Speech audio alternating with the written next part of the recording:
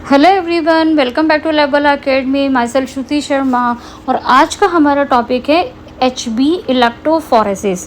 HB electrophoresis DMLT का यानी कि पैरामेडिकल के फर्स्ट ईयर का टॉपिक है, जो कि बहुत ही इंपॉर्टेंट टॉपिक है। इससे जो लास्ट वीडियो मैंने अपलोड किया था उसका नाम है HB एस्टिमेशन। तो बेसिकली हमें फर्स्ट ऑफ ऑल ये कॉन्सेप्ट क्लियर करना है कि जो HB एस्टिमेशन होता है और HB इलेक्ट्रोफोरेसिस होता है, दोनों में डिफरेंस क्या होता है।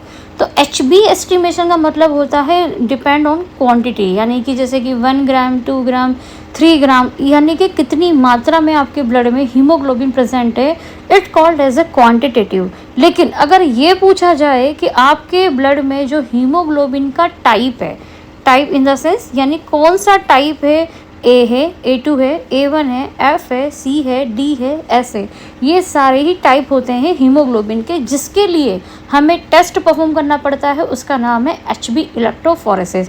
तो आई होप आपका यहाँ पे फर्स्ट कॉन्सेप्ट क्लियर हुआ होगा कि HB एस्टिमेशन और HB इलेक्ट्रोफोरेसिस दोनों के बीच में क्या डिफरेंस होता है। तो एस्टिमेशन से हम पता लगाते हैं कि हीमोग्लोबिन की न्यूमेरिकल वैल्यू कितनी है, यानी कि उसकी मात्रा कितनी है ब्लड में, और ब्लड में हीमोग्लोबिन का टाइप क्या है उसके लिए टेस्ट किया जाता है HB इलेक्ट्रोफोरेसिस। तो फर्स्ट ऑफ ऑल हम सबसे पहले इसकी डेफिनेशन पे जाएंगे, देन हम वन बाय वन स्टेप हम इसका मेथड और इसकी क्लिनिकल सिग्निफिकेंस, इसके एडवांटेज और इसकी लिमिटेशंस को हम डिस्कस करेंगे। तो डेफिनेशन में यहाँ पे दे रखा है कि haemoglobin electrophoresis by the cellulose acetate strip method is a laboratory technique, यानी कि इलेक्ट्रोफोरेसिस एक प्रकार की लैब टेक्निक है जिसको यूज टू सेपरेट यानी कि अलग किया जाता है and identify normal and abnormal haemoglobin.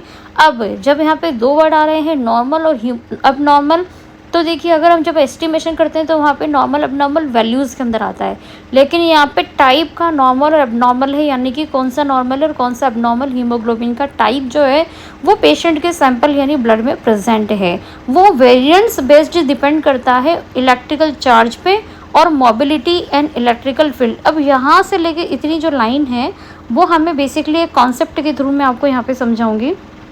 कहने का सेंस क्या है, देखिए हम सब जानते हैं जैसे बैटरी में एक एनोड और कैथोड पोल होते हैं, जिसमें कि चार्जेस होते हैं, एनोड यानी माइनस और कैथोड यानी कि पॉजिटिव।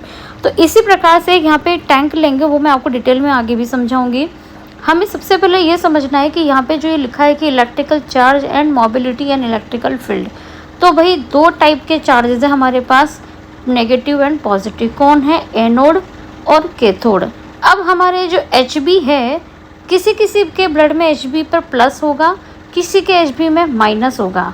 तो हमारे ब्लड में जो भी HB के टाइप होंगे, जिसमें प्लस होगा तो वो जाएंगे माइनस की तरफ, और जिनके पास प्लस होगा वो जाएंगे जिसके पास प्लस होगा वो जाएंगे माइनस की तरफ, और जिसके पास माइनस होगा वो जाएंगे प्लस की तरफ, यानी कि अपोजिट चार्ज के पास ये माइग्रेशन करेंगे। जब ये माइग्रेशन करते जाएंगे उसी टाइम क्या होगा कि ये जो भी इनके बैंड है वो बनते जाएंगे, जिसके बेसिस पे हम हीमोग्लोबिन की टाइप को आइडेंटिफाई करेंगे। ये सब कैसे होता है, क्या प्रोसेस होता है, क्या मेथड है, क्या रिएजेंट है, और इसका डिटेल में प्रोसीजर क्या है, फ्लो चार्ट पे के बेस पे हम पूरा आगे डिटेल में समझेंगे। पूरी वीडियो में आप बने रहिए। इस को पढ़ने के बाद ये मेरी गारंटी है कि बच्चों आपको इलेक्ट्रोफोरेसिस जो है वो बहुत इजी लगने वाला है। तो यहाँ पे प्रॉपर आपको नोट्स भी मिलेंगे और वन बाय वन स्टेप को हम बिल्कुल हिंदी में अच्छे से समझेंगे, क्योंकि मेरे जितने भी वीडियोस होते हैं आप मेरे चैनल पे जाके देखेंगे तो सारे ही वीडियो जो हैं वो पर्टिकुलर पैरामेडिकल के हिसाब से लिमिटेड लिटरेचर में यहाँ पे अपलोड करती हूँ, ताकि बच्चों को प्रॉपर नोट्स भी मिल सकें और आप इनको आसानी से इसको रीड भी कर सकें। तो स्टार्ट करते हैं इसका एम। तो HB इलेक्ट्रोफोरेसिस का एम क्या होता है? To separate and identify different haemoglobin function, यानी कि हमको इलेक्ट्रोफोरेसिस से ये पता लगाना है कि अलग अलग सेपरेट करना है हीमोग्लोबिन का टाइप और उसकी आइडेंटिटी को। To diagnose haemoglobinopathy such as, जैसे कि हीमोग्लोपैथीज का मतलब ये होता है, ये है कि मेरे थोड़े से मुंह में अल्सर हो रहे हैं, इस वजह से मेरा थोड़ा सा वॉइस क्लियर नहीं मिलेगा आपको, लेकिन इसका मतलब है कि sickle cell disease, thalassaemia, HBCDG, DE ये सारे एबनॉर्मल हैं। ये सारे ही एबनॉर्मल टाइप के हीमोग्लोबिन टाइप हैं जो कि हमें इलेक्ट्रोफोरेसिस से पता करना है, ठीक है। अब थोड़ा सा हम एक नज़र मारेंगे यहाँ पर कि टाइप्स ऑफ नॉर्मल हीमोग्लोबिन और एबनॉर्मल हीमोग्लोबिन, क्योंकि पूरी कहानी जो है इलेक्ट्रोफोरेसिस इन दोनों के बीच में ही घूम रही है। इन दोनों को डिफरेंस करने के लिए कि हमारा जो पेशेंट का सैंपल आया है वो नॉर्मल में है या एबनॉर्मल कंडीशन में है, ये जब तक हमें पता नहीं होगा कि कौन सा टाइप नॉर्मल है और कौन सा टाइप एबनॉर्मल है, जब तक हम इलेक्ट्रोफोरेसिस को कर नहीं सकते हैं। तो first of all HbA, A2 और F, यानी कि ये तीनों ही टाइप के जो हैं, अब आप देख रहे हैं इसमें सबसे ज़्यादा परसेंटेज किसका है, A का, और A2 का है 2.3 से 3.5, और फीटल वाला है <1%, क्योंकि हम जब बड़े हो जाते हैं तो HbF डाउन हो जाता है और हमारे अंदर डेवलप हो जाता है HbA। ओके, और एबनॉर्मल की अगर बात करी जाए तो A, A2 और F के अलावा जितने भी टाइप के हीमोग्लोबिन होते हैं वो सारे ही एबनॉर्मल होते हैं। लेकिन शॉर्ट में हमको समझना है कि फिर नॉर्मल और एबनॉर्मल का कैसा फंक्शन होता है। तो देखिए, हम सबको पता है कि ब्लड में क्या प्रेजेंट होती है, आरबीसी में क्या प्रेजेंट है, HB, और HB किससे जुड़ा हुआ है, O2 से। तो ब्लड में है आरबीसी माइग्रेट करती है पूरी बॉडी में, आरबीसी के साथ HB कंटेन होता है तो HB माइग्रेट करता है, और HB खुद एक ऑक्सीजन के मॉलिक्यूल से जुड़ा हुआ है। तो यानी पूरी बॉडी की हर एक सेल और टिश्यू को ब्रीथ देने का काम कौन कर रहा है, HB। तो HB होगा तो ही O2 आगे कैरी करेगा। इट मीन्स दैट कि एबनॉर्मल वाले जो हीमोग्लोबिन है वो कहीं ना कहीं हमारे ईच एंड इंडिविजुअल सेल और टिश्यू को ऑक्सीजन को कैरी ढंग से नहीं कर पाते हैं, क्योंकि ये एबनॉर्मल कंडीशन में है। जबकि फीटल के अंदर जब वो बच्चा पैदा होता है तो उसके अंदर जो हीमोग्लोबिन होता है टाइप वो F होता है, उसके अंदर बहुत ज़्यादा मात्रा में होता है ये। और जब बड़े हो जाते हैं तो A और A2 होता है, जो कि प्रॉपर ऑक्सीजन को कैरी करने के लिए HB रिस्पॉन्सिबल होता है। तो आई होप आपको यहाँ पे ये कंसेप्ट भी समझ में आ गया होगा कि किस तरह से HB हमारे लिए बहुत इंपॉर्टेंट है, और HB एक प्रकार का पिगमेंटेशन भी होता है जिसकी वजह से हमारा ब्लड का कलर रेड होता है। क्लिनिकल एप्लीकेशंस यानी कि डायग्नोसिस ऑफ, यानी क्यों करते हैं हम क्लिनिकल, मतलब ह्यूमन के लिए क्यों इंपॉर्टेंट है। तो सिकल सेल डिजीज़ को हमें आइडेंटिफाई करना है। किसी पेशेंट को थैलीसीमिया, ये भी प्रकार का एनीमिया है, haemoglobin C disease, E disease, और हीमोग्लोबिन हेरिडिटी, यानी कि किसी को कोई, जैसे पेरेंट्स को अगर कोई ये बीमारी है तो बच्चे में तो नहीं है, उसके लिए भी इलेक्ट्रोफोरेसिस किया जाता है, या any type of blood disorder के लिए किया जाता है। तो हम यहाँ से स्टार्ट करेंगे इसका प्रिंसिपल कि when haemoglobin is placed on a supporting medium and electrical current. ध्यान से देखिए क्या लिखा हुआ है कि हीमोग्लोबिन इज प्लेस्ड। अब हीमोग्लोबिन को प्लेस नहीं करते, प्लेस्ड हम करते हैं ब्लड को। तो यानी हम पेशेंट का क्या लेंगे बेटा, ब्लड लेंगे। ब्लड को कहाँ डालेंगे, एक सपोर्टिव मीडियम। अब सपोर्टिंग मीडियम का यहाँ पे क्या मतलब है, देखिए कुछ एक्सपेरिमेंट में एग्रोस जेल लिया जाता है जो कि थोड़ा सेमी सॉलिड टाइप का होता है, वो जेल टाइप का होता है जो कि बाद में सॉलिडिफाई हो जाता है, और उसके अंदर खांचे बना के देन फिर हमारा सैंपल लोड करते हैं।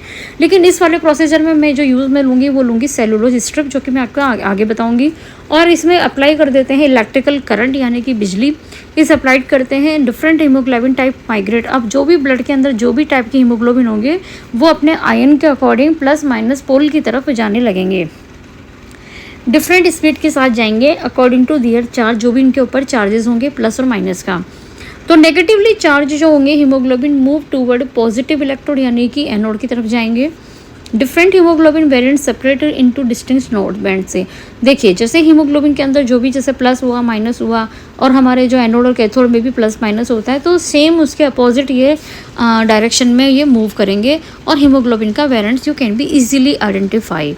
नाउ अब हम देखेंगे इसके आगे ऑब्जेक्टिव, यानी कि ये टेस्ट हम परफॉर्म क्यों कर रहे हैं। तो भैया हम इसके लिए परफॉर्म कर रहे हैं आइडेंटिफाई नॉर्मल हीमोग्लोबिन टाइप, यानी कि A, A2 और F। Detect abnormal haemoglobin C, D, E, C जो भी डिजीज़ होती हैं HB की। डायग्नोसिस हीमोग्लोबिन डिसऑर्डर, HB कोई ज़्यादा कम कैसा है ये देखने के लिए। और मॉनिटर ट्रीटमेंट ऑफ हीमोग्लोबिनोपैथेसिस, यानी कि ऐसे पेशेंट जो कि हीमोग्लोबिन की बीमारियों से ग्रसित हैं। स्पेसिमेन रिक्वायर्ड, तो हमें ये टेस्ट परफॉर्म करने के लिए हमें बेसिकली किन चीज़ों की ज़रूरत पड़ती है वो हमें कहाँ मिलेगा, वो हमें दिखेगा स्पेसिमेन रिक्वायरमेंट में। तो whole blood collected in EDT vial. अब हमें पता है कि जो EDT लेवेंडर वायल होती है, वो लेवेंडर वायल में जो ब्लड होता है वो कहलाता है होल ब्लड, क्योंकि इसमें कोई भी प्लाज्मा, सीरम और RBC जो होते हैं वो सेपरेट आउट नहीं होते हैं।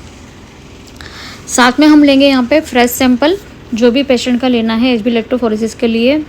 देन हम क्या करेंगे, रिक्वायरमेंट्स हमें इसके आगे क्या क्या चीज़ों की ज़रूरत पड़ेगी वो हम एक बार यहाँ पे देखेंगे। तो रिक्वायरमेंट्स हैं यहाँ पर electrophoresis chamber, power supply, supporting medium, haemoglobin lysing reagent, buffer solution, staining और डी स्टेनिंग सॉल्यूशन। अभी जब मैं इसका आपको स्टेप बताऊंगी तो इन सबका कहाँ पे एप्लीकेशन होगा वो हम आप यहाँ डिटेल में डिस्कस करेंगे। सबसे पहले हमें इलेक्ट्रोफोरेसिस चैम्बर को याद रखना है कि चैम्बर के बगैर तो ये प्रोसेस पॉसिबल ही नहीं है। तो सबसे पहले प्रोसेस स्टार्ट होता है सैंपल प्रिपरेशन से। इसके अंदर जो भी आप सैंपल लेंगे पेशेंट का वो लेंगे हम ईडीटी ब्लड, अभी मैंने आपको बताया, बट साथ में हम इसका क्या बनाएंगे, हीमोलाइसिट। अब मैं यहाँ शॉर्ट में एक लाइन बोलूँगी जिसको कि आपको ध्यान से समझना है।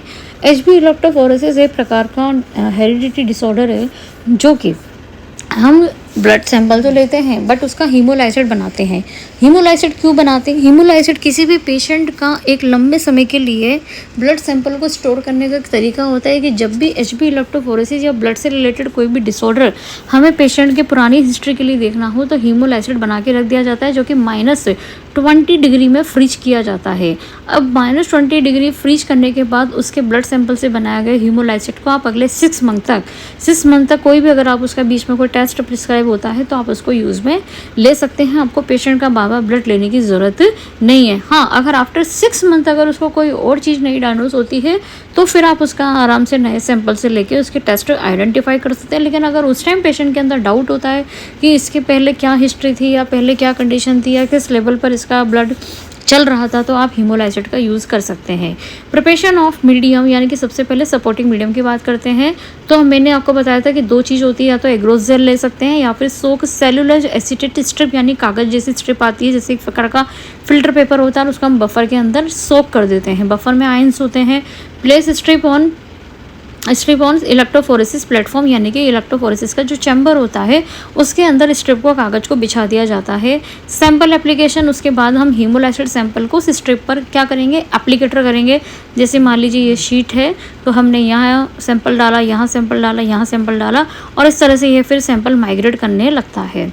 आगे बात करेंगे हम सैंपल एप्लीकेशन हमारा हो गया तो सैंपल में हमें क्या लेना है, सैंपल में हमें हमारा हीमोलाइसिट सैंपल लेना और उसको स्ट्रिप जो अपने चैम्बर के अंदर पेपर बिछाया है उसके ऊपर लगा देना। आगे देखते हैं इलेक्ट्रोफोरेसिस की प्रक्रिया कब स्टार्ट होती है, जब आप चैम्बर को एक कनेक्ट कर देते हैं पावर सप्लाई से।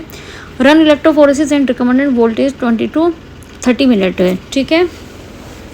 यानी कि यहाँ पर हमको अब अप्लाई करना है 20 से 30 मिनट के लिए इलेक्ट्रिकल पावर देना है, यानी कि प्रॉपर ये आधे घंटे का प्रोसेस है।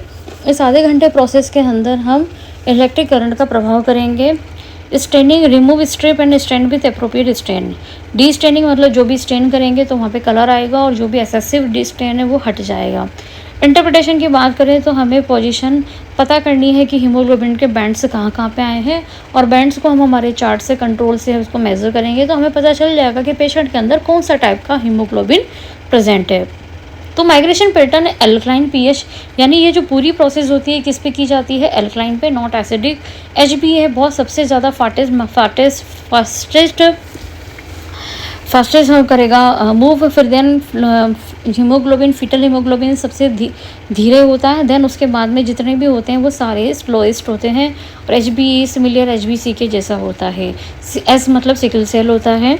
आगे देखेंगे इसको करने का एडवांटेज क्या है कि ये थोड़ा सा रिलायबल मेथड है। मल्टीपल हीमोग्लोबिन वेरिएंट्स एक बार में पता चल जाते हैं और हमें हीमोग्लोबिन से होने वाली डिजीज़ का भी पता चल जाता है और थोड़ा सा ये कॉस्ट इफेक्टिव है, मतलब ज़्यादा महंगा टेस्ट नहीं है। लिमिटेशंस की बात करें तो कुछ वेरिएंट्स होते हैं जो कि सिमिलरली इसमें माइग्रेट कर जाते हैं, जैसे ईसी होते हैं, वो थोड़ा सेम इसमें रिजल्ट आता है। थोड़ा सा ये मेथड का लिमिटेशन है और हम आगे कंफर्म करने के लिए HPLC का भी यूज़ कर सकते हैं। देखिए एनोड कैथोड, जैसे एचबी इलेक्ट्रोफोरेसिस में एनोड यहाँ पे पॉजिटिव होता है और आपका यहाँ पे जो कैथोड होता है वो नेगेटिव पोल होता है, क्योंकि इसमें इलेक्ट्रिक करंट सप्लाई किया जाता है। तो जैसे बैटरी के अंदर एनोड कैथोड होता है, सेम इसके अंदर भी ये 2 पोल होते हैं, नेगेटिव और इलेक्ट्रिक। पीएच हम इसमें एल्कलाइन रखते हैं 8.6 और हीमोग्लोबिन इसके अकॉर्डिंग, जैसे कि मान लीजिए हीमोग्लोबिन एक्ट करेगा एनोड की तरफ अगर हीमोग्लोबिन पे माइनस मॉलिक्यूल है, कैथोड की तरफ जाएगा अगर हीमोग्लोबिन के पास पॉजिटिव चार्ज है, तो नेगेटिव चार्ज इलेक्ट्रोड है और नेगेटिव चार्ज हीमोग्लोबिन मॉलिक्यूल फिर इधर की तरफ मूव करना चालू करेंगे।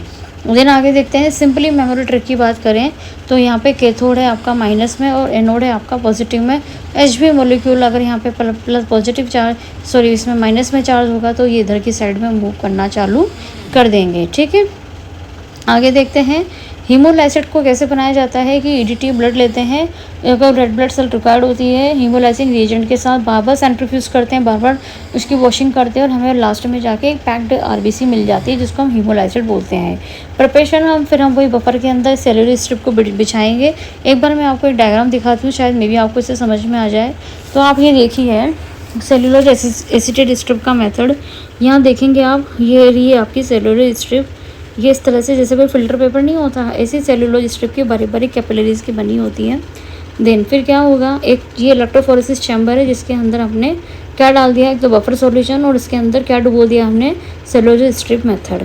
अब इसके अंदर क्या करेंगे, जो सैंपल रहता है हम कैथोड यानी माइनस के चार्ज की जगह हम ब्लड का एक डॉट रखेंगे।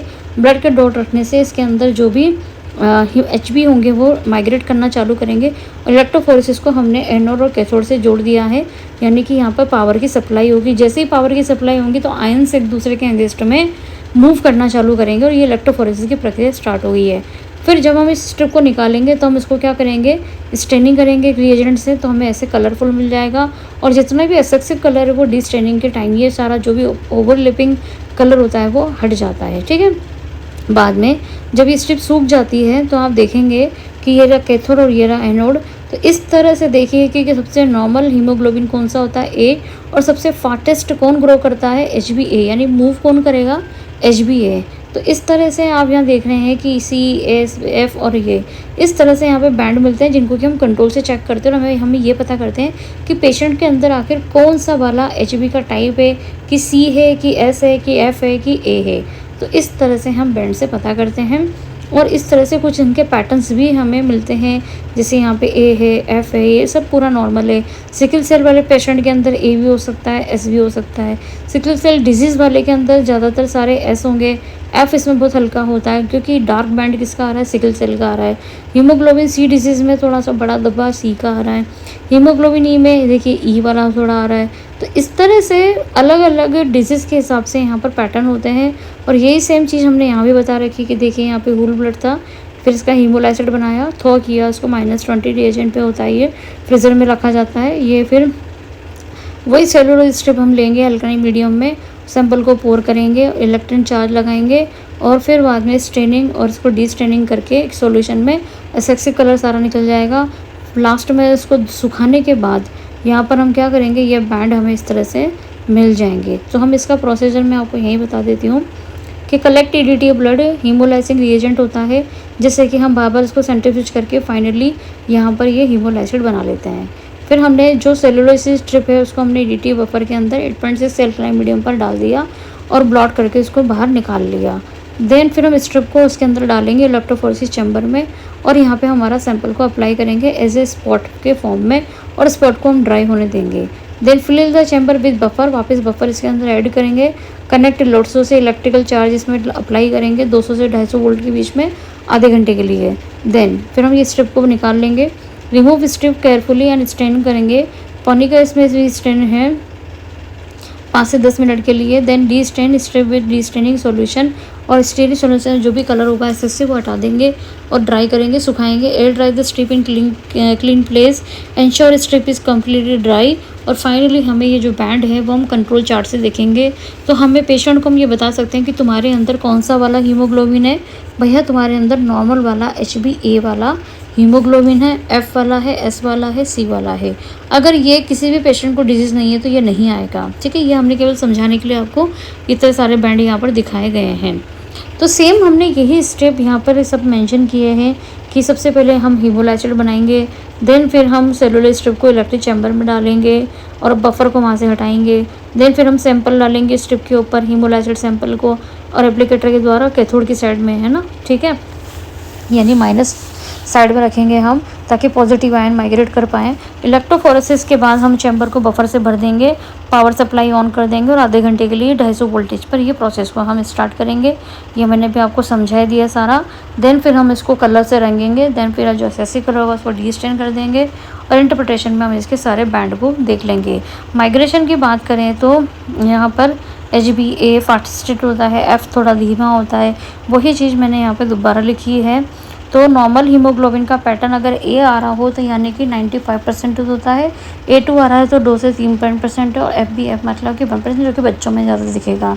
Sickle cell disease clinical significance के लिए यूज़ किया जाता है। प्रिकॉशन, जब हम ये पेस्ट मेथड यूज़ करते हैं तो हमें प्योरली EDT ब्लड सैंपल चाहिए, मेंटेन बफर pH 8.6 पे चाहिए। अप्लाई सैंपल केयरफुली, यानी सैंपल को हम अच्छे से अप्लाई करेंगे और सेलुलर स्ट्रक्चर को अच्छे से ड्राई होने देंगे और इंश्योर करेंगे कि जो इलेक्ट्रोड है उनका पोलर पे जो चार्जेस है वो प्रॉपर इसमें प्रभाव हो, और इलेक्ट्रिकल सेफ्टी को हम अच्छे से यूज़ करेंगे। तो thank you for watching electrophoresis में एंड सब्सक्राइब माय चैनल। मैंने देखा है कि अभी मेरे चैनल काफ़ी लोग सब्सक्राइब कर रहे हैं, तो मुझे खुशी होती है जब भी आप मेरा चैनल सब्सक्राइब करते हैं। आप मुझे कमेंट भी कर सकते हैं कि आपको किस और टॉपिक के ऊपर, आपके एग्ज़ाम आ रहे हैं बच्चों के, चाहिए वीडियो। तो हो सकता है कि मैं एक दिन में 2 भी अपलोड कर दूं, लेकिन आप मुझे कमेंट करके बता सकते हैं कि आपको कौन सा टॉपिक है जिस पे कि आपको मेरे से वीडियो चाहिए। तो thank you for watching, please subscribe my channel.